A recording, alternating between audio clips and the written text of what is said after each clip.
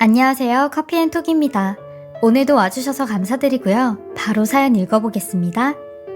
안녕하세요. 저는 63세 아줌마이며 손자들을 둔 할머니입니다. 제가 이렇게 사연을 쓰게 된 이유는 60평생 제게 말도 못할 일이 생겼거든요. 저한테는 아들과 딸이 하나씩 있는데 큰딸은 지 남편을 따라서 말레이시아로 이민을 갔어요. 사위가 거기서 음식점을 하는데 한국에서 사는 것보다 말레이시아에서 사는 게 물가도 더 저렴하고 이것저것 좋다고 하더라고요. 그래서 아예 이민을 선택한 거죠. 딸과 사위도 바쁘게 사느랴 얼굴 본 지도 꽤 됐네요. 그리고 저는 현재 아들 며느리와 함께 살고 있어요. 같이 산 지도 벌써 7년이 다 되어 가네요. 남편 없이 가난하게 자식들을 키웠는데 자식들도 가난하게 살더라고요. 가난을 대물림해준 애미로서는 항상 자식들에게 죄인 같은 마음뿐이죠. 제대로 가르치지도 못하고 제대로 뒷바라지도 못했으니 저 같은 엄마를 만난 애들이 불쌍하더라고요. 사실 창피하지만 저는 60이 될 때까지 글을 모르고 살았어요. 문맹이었죠. 그러니 자식들에게 책 한 권 읽어주지 못했고 뭘 가르쳐줄 수도 없었어요. 글을 배우고 싶어도 먹고 사는 게 먼저인지라 글을 배울 시간도 없었죠. 그러니 이런 제가 할 수 있는 일이 청소나 설거지, 음식점 서빙이더라고요. 가진 건 없고 돈을 벌어야겠고 이것저것 다 해보다가 가장 오래 했던 일이 목욕탕 청소와 찜질방 청소였어요. 그리고 그 외로 찜질방 잡일들을 했죠. 일을 하다가도 어쩔 수 없이 문맹인 걸 들키게 되는 상황이 오는데 그럴 때마다 남들한테 무시도 많이 당하고 항상 주눅이 들어있었어요. 찜질방에서 같이 일하는 사람들끼리 뉴스를 보며 사회적 이슈에 대해 이야기를 해도 사람들은 절 보고 언니가 뭘 그렇게 잘 알아? 아는 척 되게 하네 라곤 했어요. 맘 같아선 저렇게 말하는 옆편네 머리라도 잡고 싶었지만 소란을 피우면 저만 좋을 게 없으니 잠자코 넘어간 적이 한두 번이 아니었어요. 그리고 이렇게 글을 모르니 친구한테 사기를 당한 적도 있었어요. 돈을 벌게 해주겠다며 저희 집을 담보로 1억 2천만 원 대출을 받아 도망을 갔죠. 글만 알았어도 이렇게 억울하게 당하는 일은 없었을 텐데 제가 죄인이었고 자식들한테 못난 애미였습니다. 그래서 아들이 결혼한다고 할 때 집도 못 해줬어요. 결국 아들 며느리와 같이 살 수밖에 없는 상황이었는데 이런 저희 집 형편을 며느리도 아주 잘 알고 있기에 결혼하기 전에 며느리 앉혀놓고 얘기를 했어요. 은영아, 너도 잘 알다시피 우리 집은 찢어지게 가난하다. 내가 너한테 제대로 된 집 하나 못 해주고 이 집에서 같이 살아야 해. 그리고 그 흔한 예물 반지 하나도 못 해줄 것 같은데 그래도 우리 아들이랑 결혼하는 거 괜찮니? 이렇게 가난한 집도 괜찮겠어? 라고 했죠. 근데 저희 착한 며느리 되려 제게 따뜻한 말과 행동으로 어머님, 가난한 건 문제가 되지 않아요. 동진 씨가 얼마나 성실하고 착하고 저한테 잘해주는데요. 저는 사람 인성을 보지 돈을 보지 않아요. 돈이야 젊은 저희가 열심히 벌면 먹고 살 수는 있잖아요. 하며 본인 가정사 얘기를 쭉 하기 시작했어요. 며느리 아버지는 이날 이때까지 경제활동을 한 번도 한 적이 없었대요. 맨날 집에서 놀고 먹고 하며 안 싸돈이 벌어가지고 오는 돈으로 방탕하게 살았다고 하더라고요. 근데 그뿐만이 아니라 성격도 보통 아니게 사나우셔서 며느리나 안 싸돈이 꿈쩍을 못했대요. 한번 성질이 나면 아무도 못 말릴 정도였다고 하니 며느리는 정신적으로나 육체적으로나 힘든 세월을 보냈다고 하더라고요. 그러니 본인은 돈보다 중요한 건 사람 인성이라고 생각했고 절대 아버지 같은 사람은 만나지 않을 거라고 결심을 했대요. 그래서 저희 아들 인성 보고 결혼 생각했다고 하는데 제가 봐도 저희 며느리 그렇게 힘든 세월을 보냈음에도 불구하고 성품도 바르고 지 나이 또래에 비해 굉장히 철이 일찍 든 편이더라고요. 저는 이런 며느리에게 결혼할 때 금가락지라도 하나 해주려고 목욕탕에서 일하는 거 외로 부업을 해서 순금 1돈짜리 반지를 해주었어요. 그리고 그 반지를 아직까지도 잘 끼고 다니죠. 이런 며느리가 저희 집에 시집을 와서 제일 처음으로 한 게 제게 글을 알려준 일입니다. 사실 글 공부를 하고 싶어도 공부라는 걸 해본 적이 없는 사람이기에 겁부터 났었는데 며느리는 제게 부끄러운 일이 아니라고 본인이 도와주겠다고 했어요. 제가 말귀를 못 알아들을 때마다 많이 답답했을 텐데 며느리는 표정 하나 변하지 않고 되려 웃으며 친절하게 제게 글을 알려주었어요. 오죽하면 제가 며느리한테 세아가 네가 우리 자식들보다 낫다. 너 같은 며느리를 만난 내가 참 복이 많구나 정말 고맙다 라는 말을 수도 없이 해주었어요. 저는 며느리 덕분에 이렇게 글도 쓸 수 있게 되었고 어디에서나 당당했습니다. 심지어 음식점에서도 제가 먹고 싶은 걸 시킬 수 있었어요. 글을 모를 때는 메뉴판도 읽을 줄 모르니 남들이 시키는 것만 맨날 똑같이 시키곤 했었거든요. 며느리가 참 복덩이인 게 며느리가 들어온 뒤로는 저희 아들도 일이 많아졌어요. 저희 아들이 건물 외벽 청소하는 업체의 직원인데 하는 일도 잘 되었죠. 비록 위험한 일이지만 아들도 열심히 살았어요.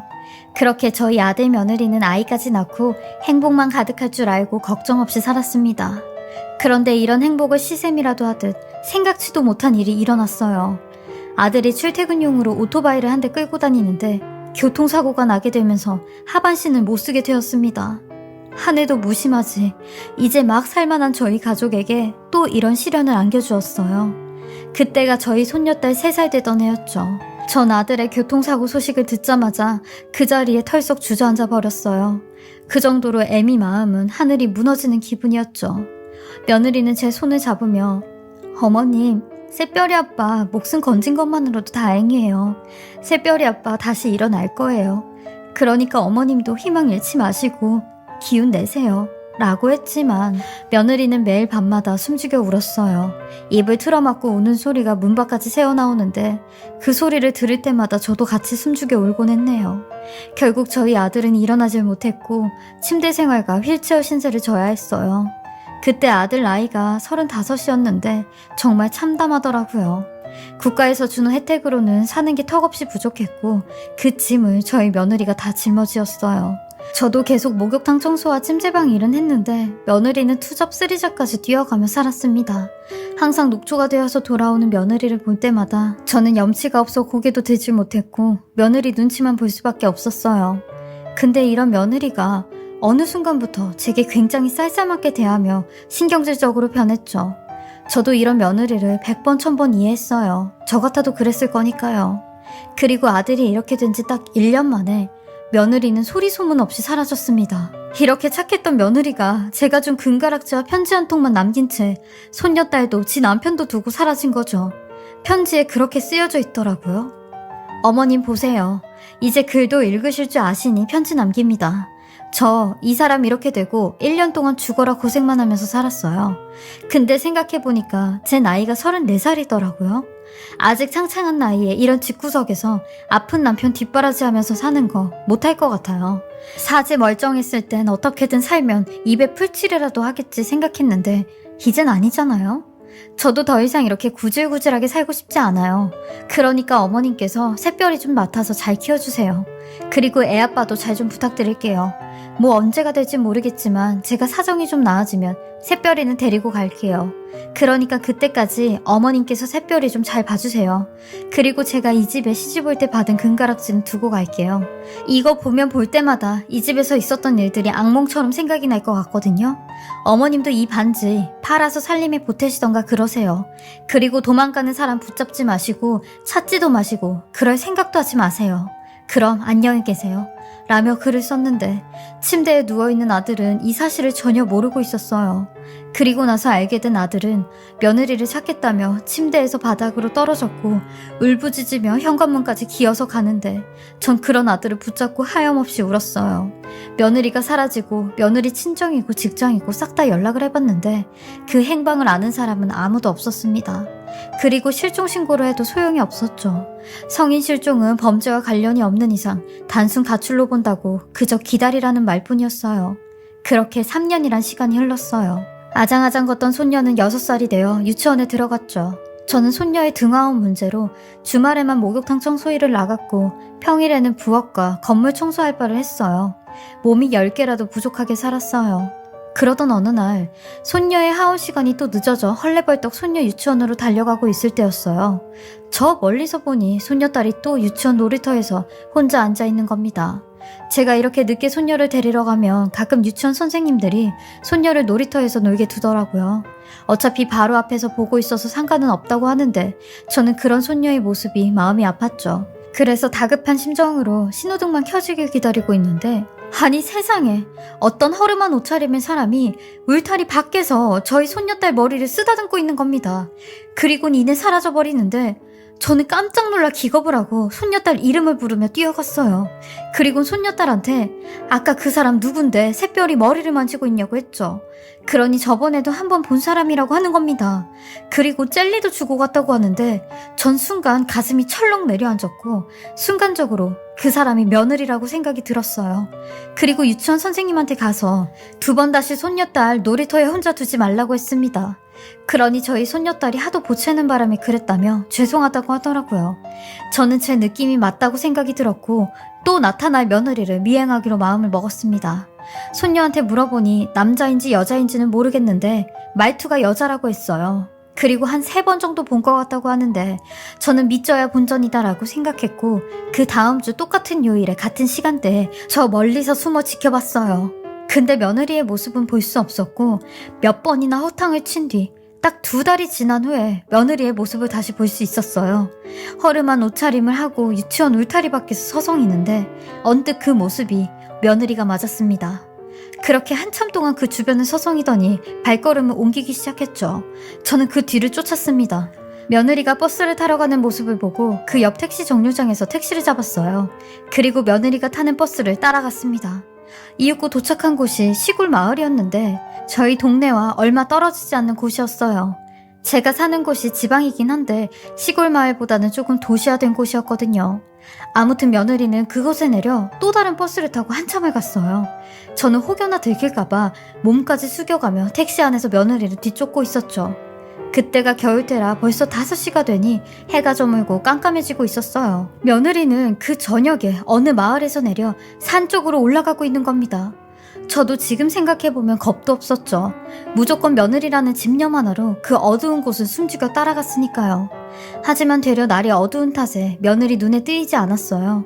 저는 속으로 아니 도대체 얘가 이 밤에 왜 산속에 들어가지? 싶었고 바스락거리는 소리에 몇 번이나 걸릴 뻔해서 안 되겠다 싶은 마음에 이 위치만 알아두고 후다닥 내려왔어요. 그리고 아들한테는 아예 말을 안 했어요. 혹여나 며느리가 아닐 수도 있으니까요. 그렇게 다음날 아침 저는 어제 찾아갔던 곳을 다시 찾아갔습니다. 지푸라기라도 잡는 심정으로 제발 누구라도 있어라 하며 한참을 산을 올라갔고 산 중간쯤 올라갔을 때였어요. 전 그곳에서 정말 충격보다 더 충격적인 장면들을 보고야 말았습니다. 사람의 흔적이 있는 물건들이 보였고 그 옆에 돌과 돌 사이 작은 굴 같은 곳이 있었어요. 마치 동굴같이 생겼는데 그 안에 들여다보려고 하는 순간 그곳에서 저희 며느리가 나오는 겁니다. 저는 며느리를 보자마자 온몸에 소름이 쫙 끼쳤고 저를 본 며느리도 놀래서 소리를 지르는 겁니다. 둘 다 귀신을 본 것 같은 느낌이었어요. 저는 그런 며느리에게 다가가 샛별 엄마야, 너 샛별애미 맞지? 흥, 너 맞지? 하며 쓰고 있던 모자를 벗기려고 하는데 며느리가 제 손을 탁 잡더니 어머님, 아니 여기 도대체 여길 어떻게 하신 거세요? 라고 하는 겁니다. 전 그런 며느리에게 너 지금 여기서 뭐 하고 있는 거니? 너 왜 이런 데서 살고 있는 거냐고. 네가 샛별이 보러 유치원에 몇 번씩 온 거 알고 있었다. 그래서 내가 네 뒤를 따라온 거고 우릴 버리고 떠났으면 제대로 살기라도 해야지. 너 지금 이게 무슨 꼴이야? 라고 큰 소리를 냈어요. 그러니 며느리가 대번 쓰고 있던 모자를 벗으며 울면서 어머님, 저 사실은 위암에 걸렸었어요. 라고 하는 겁니다. 저는 처음 듣는 소리에 어안이 벙벙했어요. 사실 3년 전에 받은 건강검진에서 위암 소견이 보여서 대학병원에 찾아갔는데요. 위암 2기라고 하더라고요. 새별이 아빠 아픈 지 딱 1년 만에 저까지 아프게 됐으니 돈 생각부터 들더라고요. 나까지 아프면 우리 집은 어떡하나 절망스러웠고 수술비 알아보니까 300만 원은 좋게 들고 어떤 사람은 로봇 수술이니 뭐니 해서 1000만 원 정도 수술비를 냈다고 하더라고요. 그 수술은 아니라고 해도 당장 항암 치료에 약값에 병원비까지 눈앞이 캄캄했어요, 어머니. 그리고 제가 병원 다닐 동안 돈벌이도 못하고 계속 쉬어야 된다고 하는데 저마저 짐이 되면 안 되잖아요. 그래서 그냥 세상 등지려고 산에 왔었어요. 근데 그것도 용기가 안 나더라고요. 넋이 나간 채로 울고만 있다가 여길 발견했고 일단 사는 데까진 살아보자 생각하고 사람 발길 닿지 않는 이곳에서 아무도 모르게 지냈어요. 라며 오열을 하는 겁니다. 그 소리를 듣는데 정말 하늘이 무너지는 기분이었어요. 돈이 뭐라고 사람이 죽고 사는데 돈 때문에 이렇게까지 살아야 되는지, 얼마나 막막했으면 이런 선택을 했을까 가슴이 미어졌어요. 전 이런 며느리를 부둥켜 안고 한이 서리게 눈물을 흘리며 새별 엄마야, 내가 네 목숨만은 어떻게든 살릴 테니까 이제 그만 집으로 가자. 집에 가자 하며 그곳에서 며느리를 데리고 집으로 돌아갔습니다. 나중에 며느리 얘기를 들어보니 저희 며느리 정말 사람 사는 게 아닌 것처럼 살았더라고요. 초반에는 몸이 너무 아파서 누워서 지내는 시간이 절반 이상이었대요. 그러다 배가 고프니 산에서 자라는 나물 같은 걸 뜯어먹었고 가끔씩 사람들 사는 곳에 내려가 품앗이로 일을 도와주고 음식을 얻어먹으면서 지냈대요.